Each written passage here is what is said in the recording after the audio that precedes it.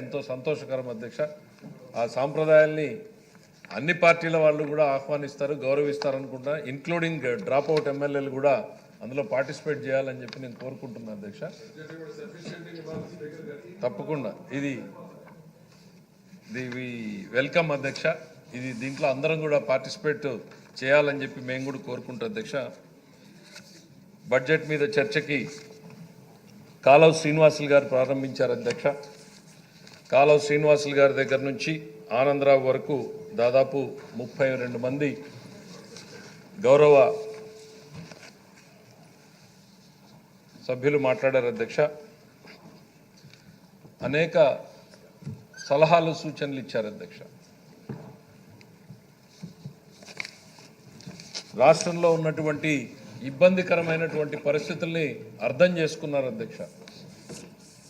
ఏ పరిస్థితుల్లో ఈ బడ్జెట్ని ప్రవేశపెడుతున్నాం, ఎంత క్లిష్టమైనటువంటి పరిస్థితుల్లో ఈ బడ్జెట్ ప్రజల ముందుకు వచ్చింది అనేటువంటిది ప్రతి ఒక్కరూ కూడా గుర్తించారు అధ్యక్ష.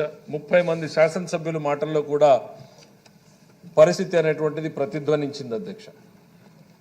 అయితే ఇక్కడికి రానటువంటి శాసనసభ్యులు, రాలేనటువంటి వారు బయట కూర్చొని అనేకంగా మాట్లాడుతూ ఉన్నారు అధ్యక్ష. బాధ అనిపిస్తుంది అధ్యక్ష. ఈ బడ్జెట్ అనేటువంటిది శాసనసభ్యులకి చట్టాలు చేయడం, ప్రభుత్వం ఖర్చు పెట్టేటువంటి ప్రతి రూపాయిని ఆమోదించడం మినహా ఇంతకన్నా పవిత్రమైనటువంటి బాధ్యత ఏం లేదు అధ్యక్ష.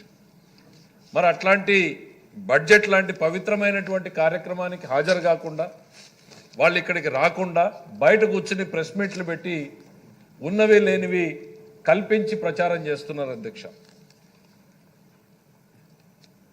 ఒక రకంగా అనిపిస్తుంది అధ్యక్ష, ఈ డ్రాప్ అవుట్ ఎమ్మెల్యేలు సభలోకి రాలేరేమో అని అధ్యక్ష. ఎందుకంటే వాళ్ళు చేసినటువంటి పాపాలు వాళ్ళని వెంటాడుతున్నాయి అధ్యక్ష.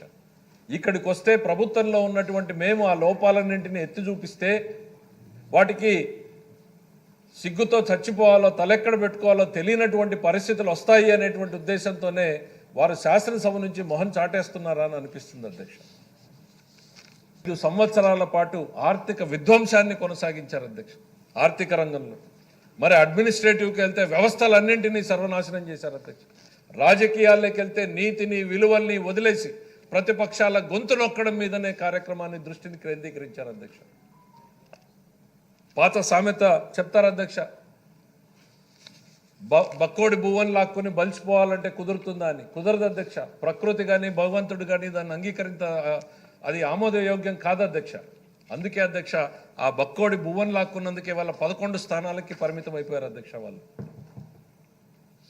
ఇప్పటికైనా వాళ్ళలో మార్పు వస్తుందా అని అంటే బయట కూర్చొని వాళ్ళు మాట్లాడేటువంటి మాటలు చాలామంది ఆ పేపర్ చదవడం, ఆ టీవీ ఛానళ్ళు చూడడం ఆపేసి ఉంటారు అధ్యక్ష.